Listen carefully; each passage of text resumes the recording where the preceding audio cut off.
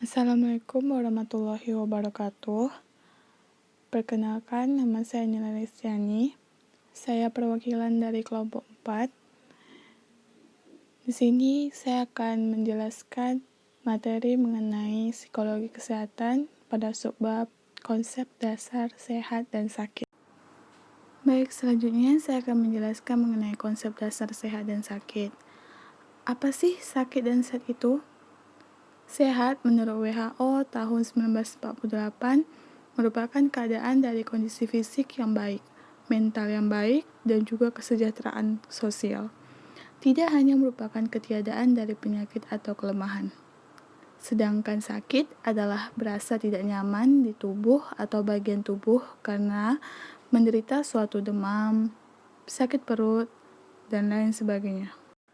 Baik, yang pertama adalah tentang perspektif biopsikososial terhadap sehat dan sakit.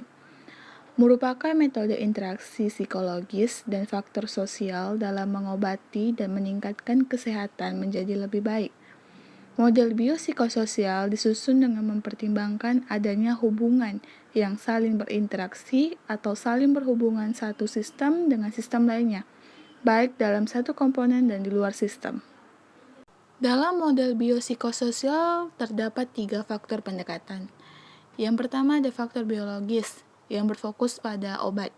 Kedua, faktor psikologis berfokus pada psikoterapi. Yang ketiga, faktor sosial yang berfokus pada dukungan dan modifikasi sosial. 3 cakupan ini saling berhubungan. Sistem sosial termasuk ke dalam bidang eksternal atau bidang dunia yang luas, berhubungan dengan masyarakat, komunikasi, dan keluarga. Sedangkan sistem psikologis dan sistem biologis termasuk ke dalam bidang internal atau individu, yang dimana setiap manusia memiliki sistem psikologis dan biologisnya yang berbeda-beda. Sistem psikologis ini termasuk ke dalam kognitif, emosi, dan motivasi. Sistem biologis termasuk ke dalam 3, yaitu organ tubuh, jaringan tubuh, dan sel tubuh. Yang pertama, faktor biologis. Dalam faktor biologis, mencangkup bahan genetik dan proses yang dilakukan mewarisi karakteristik dari orang tua kita, atau biasa yang kita kenal dengan keturunan. Hal ini juga mencangkup fungsi dan struktur fisiologis seseorang. Contohnya saja, sakit asma. Sakit asma ini misalnya salah satu orang tua dari teman kita punya riwayat penyakit asma.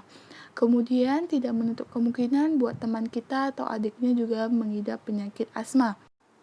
Atau ayah dari teman kita memakai kacamata. Nah, teman kita juga bisa keturunan rabun dari ayahnya yang memakai kacamata. Faktor psikologis.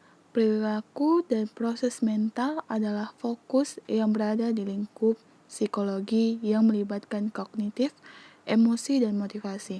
Emosi terbagi menjadi 2, ya ada negatif dan positif. Negatif adalah ia yang mudah terserang penyakit karena emosinya yang sedang kacau, stres hingga sistem metabolismenya menurun. Dan positif, ia yang tidak mudah terkena sakit karena ia yang selalu bahagia, tersenyum, dan tertawa. Motivasi sama dengan dorongan. Proses yang membuat individu memulai suatu aktivitas, memilih jalan, dan bertahan. Di mana motivasi ini, seseorang yang termotivasi positif, maka ia akan melakukan hal-hal baik. Sebaliknya, orang yang termotivasi hal yang buruk, maka ia akan cenderung melakukan hal buruk pula. Seperti jika ayah merokok di depan anaknya, maka anak itu akan termotivasi oleh ayahnya bahwa jika ayahnya bisa merokok, kenapa ia tidak bisa merokok? Dan begitu pula jika ayahnya rajin membaca buku, mengajak anaknya membaca buku, maka anaknya juga akan termotivasi buat belajar. Kognitif adalah kemampuan secara langsung dan tidak langsung yang meliputi mengamati, belajar, mengingat, berpikir, menafsirkan, percaya, dan pemecahan masalah. Lalu, bagaimana faktor-faktor kognitif ini mempengaruhi kesehatan dan penyakit? Misalkan, Anda sangat percaya hidup tidak lagi dijalani tanpa hal-hal yang saya nikmati. Jika Anda suka merokok, apakah Anda akan berhenti untuk mengurangi risiko terkena kanker atau penyakit jantung? Mungkin tidak. Nah, contoh ini adalah cara kognitif berperan dalam kesehatan dan penyakit. Faktor selanjutnya ada faktor sosial, yaitu erat hubungannya dengan masyarakat, teman, keluarga, dan sekelompok. Seseorang dapat dipengaruhi oleh mereka yang berperilaku baik atau buruk. Misalnya, remaja sering mulai merokok dan minum alkohol akibat tekanan teman sebaya. Mengapa demikian? Karena mereka sangat ingin menjadi populer dan terlihat keren atau tangguh di mata teman sekolah dan lainnya. Hubungan psikologi kesehatan dengan bidang ilmu lainnya, yaitu kesehatan, pendidikan, nutrisi, obat, psikosomatis, kardiologi, onkologi, dan lain-lain. Sosiologi, nutrisi, latihan fisik termasuk ke dalam perilaku kesehatan. Psikologi termasuk ke dalam perilaku obat. Dan fisiologi termasuk ke dalam kesehatan psikologi.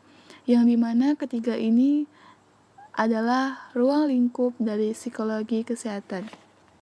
Lifespan perspektif terhadap sehat dan sakit.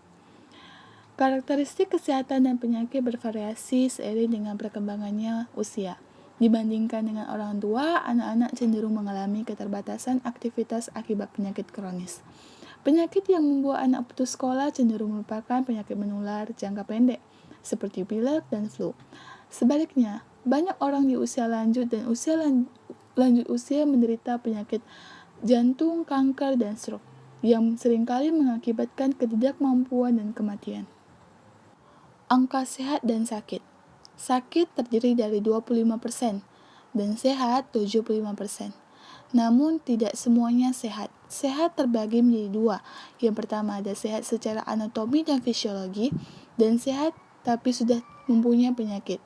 Jika tidak menjaga kesehatannya, ia akan terus pada posisi lebih buruk.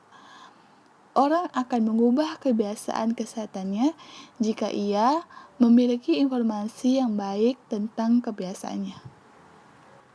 Lalu bagaimana untuk mencegah sakit agar menjadi tidak parah? Kita gunakan model kepercayaan kesehatan yang diterapkan pada perilaku kesehatan dalam contohnya berhenti merokok. Ada dua keyakinan. Yang pertama ada keyakinan ancaman kesehatan, yang terdiri dari nilai kesehatan umum.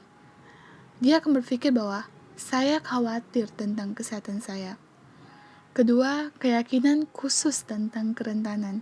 Sebagai perokok, saya bisa terkena kanker paru-paru. Yang ketiga, keyakinan tentang tingkat keparahan gangguan tersebut. Saya akan mati jika saya menderita kanker paru-paru. Kemudian kita gunakan tentang keyakinan bahwa perilaku kesehatan tertentu dapat mengurangi ancaman. Yang pertama, keyakinan bahwa tindakan khusus dapat efektif melawan ancaman tertentu. Jika saya berhenti merokok sekarang, saya tidak akan mengembangkan kanker paru-paru saya. Dan kedua, keyakinan bahwa manfaat dari ukuran kesehatan melebihi biaya. Meskipun akan sulit untuk berhenti merokok, ada baiknya saya untuk menghindari risiko kanker paru-paru. Dari dua contoh keyakinan ini, merupakan model kepercayaan kesehatan yang diterapkan pada perilaku kesehatan agar para pengguna merokok berhenti merokok. Lalu bagaimana peran sistem biopsikososial yang berbeda berubah seiring perkembangan kita? Sistem biologis berubah dalam banyak cara. Hampir semua sistem tubuh tumbuh dalam ukuran, kekuatan, dan efisiensi selama masa kanak-kanak dan menurun di usia tua. Penurunan tersebut dapat dilihat pada perlambatan yang diperhatikan orang lanjut usia dalam kemampuan fisik mereka. Mereka memiliki stamina yang kurang karena jantung dan paru-paru tidak berfungsi secara efisien dan otot lebih lemah. Perspektif gender juga menambah dimensi penting pada perspektif biopsikososial dalam upaya untuk memahami bagaimana orang menangani masalah kesehatan dan penyakit. Laki-laki dan perempuan berbeda dalam fungsi biologis mereka. perilaku terkait kesehatan dan hubungan sosial mereka, seperti minum, diet, dan menggunakan praktis seks aman, dan risiko penyakit tertentu seperti kanker payudara. Sekian yang dapat saya jelaskan pada presentasi kelompok 4. Jika terdapat kesalahan dan kekurangan, saya mohon maaf. Saya akhiri, wassalamualaikum warahmatullahi wabarakatuh.